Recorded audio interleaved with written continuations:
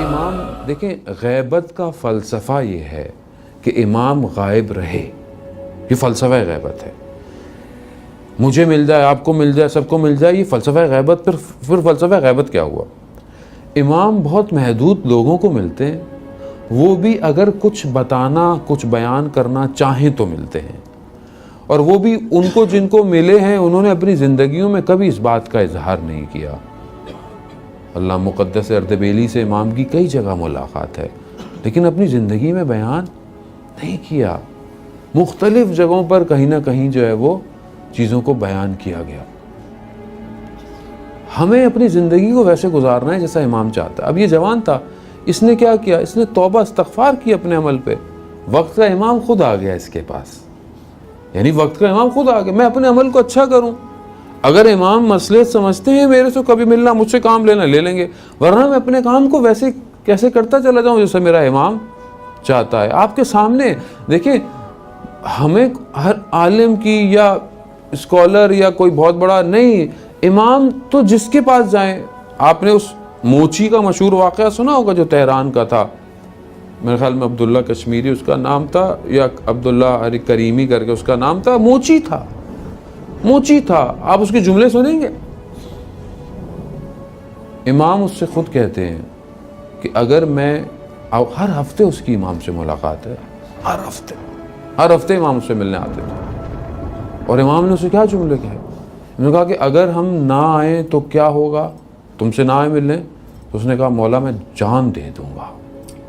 تو امام نے کہا ہم یہ جانتے ہیں اس لیے آتے ہیں، کیونکہ میں جانتے ہیں۔ ملاقات کیسے ہے، یعنی کیسے ہوا؟ بعض علماء نے جب وہ بیان کیا، اور بڑے بڑے اس وقت کے جید علماء نے اس بات کی تصدیق کی، وہ کیسے ہو گئے؟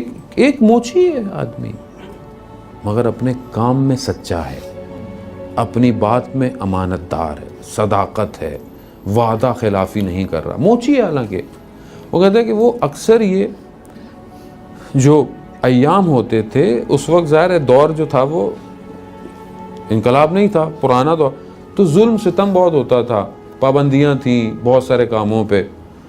تو یہ کیا کرتا تھا کہ لوگ اس کے رویے سے سمجھتے تھے کہ آج ولادت ہے یا شہادت ہے کسی کی۔ کیوں؟ یہ اپنی دکان پر بیٹھا ہوا اگر شہادت ہوتی تھی کسی معصوم کی، تو یہ اپنے غم میں اندوز میں ایسے شعر پڑھتا تھا، جیسے ہمارے یہاں مرثیہ جو کچھ تھا، تو لوگ دیکھتے تھے ہاں آج شہادت کا دن ہے۔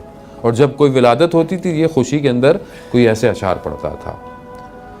یہ کہتا ہے کہ میں نے خواب میں رسول خدا کو دیکھا، اور میں نے رسول خدا سے ایک سوال کیا کہ کس طرح میں آپ کے آخری فرزند کی زیارت کر سکتا ہوں۔ تو رسول خدا نے اس کو ایک فارمولہ دے دیا، عزیزان محترم، آپ بھی چاہتے ہیں، آپ بھی ہر انسان چاہتا ہے نا کہ وقت امام کی زیارت ہو، یہ فارمولہ دے دیا اس نے۔ فارمولہ کیا دیا؟ کہا کہ دیکھو وہ کرو کہ جو وقت کا آخری امام کرتا ہے روز، تم بھی وہی کرو، تمہاری زیارت ہو جائے گی۔ کہا کیا کرتا ہے وقت کا امام؟ کہا وقت کا امام صبح اور شام حسین پر گریا کرتا ہے۔ اللہ اکبر، وقت کا امام۔ آپ وہ پڑھیں، سنیں، زیارت نائیہ ہم پڑھتے رہتے ہیں، آپ جملے پڑھیں، عجیب، میرا سلام ہو اس پر، میرا سلام ہو اس پر، یعنی ہم تو پڑھتے ہیں، وہ دیکھ رہے ہیں، وہ دیکھ رہے ہیں اپنی آنکھوں۔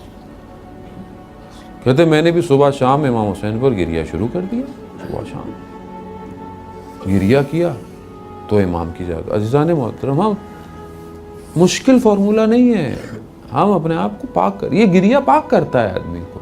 یہ روتا ہے آدمی امام پر، جب ایک ایسی ہستی پر روتا ہو کہ جس پر رسول خدا روتے ہوں، جس پر ملائکہ روتے ہوں، تو یقیناً میرے اندر اگر خدا نہ خواستہ برائیاں بھی ہیں تو میں ان برائیوں کو ہلکے ہلکے ہلکے ہلکے دھو دوں گا، کیونکہ یہی وہ دروازہ ہے جو ہدایت کی طرف ہے، ورنہ دنیا میں تو کوئی بھی ایسا در نہیں ہے جو ہدایت کی طرف لے کے جائے، یہی وہ در ہے۔